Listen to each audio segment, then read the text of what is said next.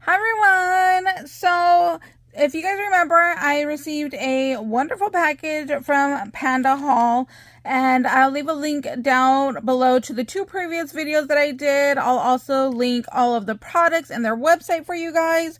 So, what we are going to do today is we are going to create a little bead dangle right here. So I don't know if this would be considered a chunky charm necessarily because it's not super thick, but it is a nice little bead dangle. I do have two strands of chain right here. So I have one chain right here, one over here. So that's what we're going to be creating today. So today I'm using multiple items that they sent to me. I got these really cute acrylic little charms right here. So that's going to be my main centerpiece. And then I got these little tiny skull beads, and there's a dark purple in here. So you can see right here that this is a dark purple, then there's black, and then a cream, and then an orange. So we're going to be using this purple one over there. And these are so teeny tiny. They're really cute. And then in this strand right here, you can see I am using the blue, the purple, and the pink. So this is what they look like. And I just took them all apart and then I restrung the other ones back on that I wasn't going to be using. So there's that. I kind of set myself up right here with a little kit. So we're going to go ahead and make these. And look, I lost a little head. I'll put it over here. So when I do my beads, the easiest way I have found is to just wire wrap them by twirling the wire down. So what we're going to do is we're going to put a little seed bead first. Then I'm going to take, we'll do this blue. And then I'm going to put on another seed bead. And then, let's see, do I want to put this little skull on there? No, that doesn't leave me enough room to like wrap it down. So we're going to go to right here. So when I do it, I go right to the end of my wire and I just roll it. So you see, I'm kind of just using the round nose plier and my finger just to kind of help guide everything. And then you're just going to roll all the way down till you get to the top of the bead right there. So that's all I do to wrap mine. So here I have started my little chain. So I have my little lobster clasp. It's on a jump ring here.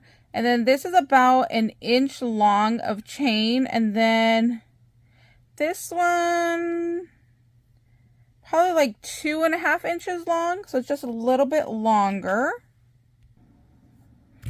Now, when I create mine, I always like to put a main little focal piece down at the bottom in the center. So that's what I'm going to do here is I am going to go ahead and open the jump ring. When you open the jump ring, you want to twist them apart. Okay, hopefully you guys can see better this way. So you want to twist it apart, not pull them apart because you're going to lose that like circle shape. So I'm going to go ahead and attach my main charm to my jump ring, which these are a little bit thick, so you just got to kind of work with it a little bit more. Actually, if you can see right there, it didn't punch all the way through, so I need to get out a different one. So that's why that wasn't working too well. We'll get out this one. Yeah, that one's all the way through. So you can see that the hole's all the way through there. So let's try this again. I'm going to feed our jump ring through our hole right there. Okay, there we go. So I got my jump ring on my charm, and I'm going to take my longest chain. And I'm going to go ahead and attach this jump ring to that very last link right there. And then we are going to do the same thing on how we opened it. We are going to go ahead and just twist this back close. And then we're going to make sure that our two jump rings ends are touching. So see right there, our 2 jump rings are touching, so we know we are good to go.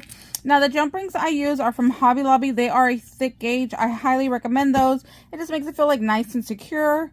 So then after that, I am going to go ahead and put on my skulls, which are my next largest pieces here. And then I'm actually doing like a mix of metals with mine. So my jump rings are called gunmetal.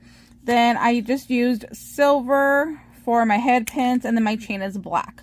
So I got like a little variety there going. So I'm going to go ahead and put on this skull right here. I'm going to kind of do the same thing like I did with the other one. I'm going to put it right on that last link of the chain, just so it is kind of like our main little eye catcher there. And when you use these, it works better if you have like 2 flat pliers. So trying to get it back into place with that jump ring wasn't working too well, so I'm going to switch my pliers. And then there we go. Just make sure that they are nice and touching. And then I am going to do my next little skull there. We're going to do the same thing. Sorry, I keep moving off of the view here. So for that one, I'm going to put towards the top. And then my next skull, I will probably put towards the bottom, since that pink one's kind of going to fall in the middle.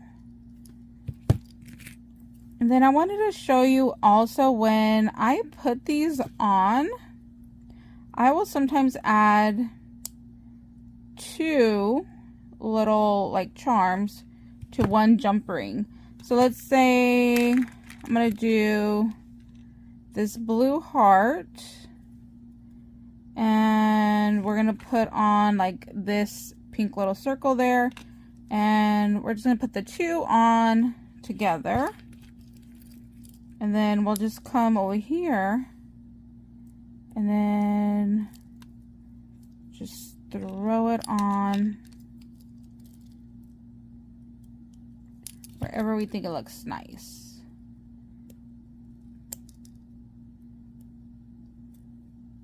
There we go.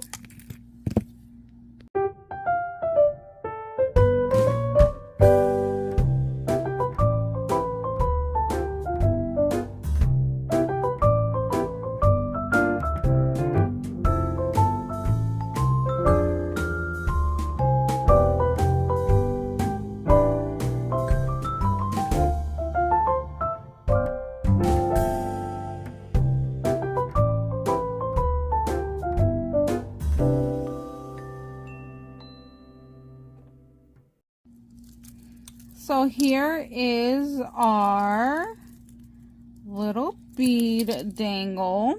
I think these come out so cute. I love that it is like not traditional colors, because I always go with traditional colors for Halloween. So it was really nice to kind of get like a little mix of colors. So this is such a fun project to create. If you guys have any questions, please let me know down below in the comments. I'm more than happy to help you guys out. And like I said, check the description box. I'll link everything there for you. All right, bye guys.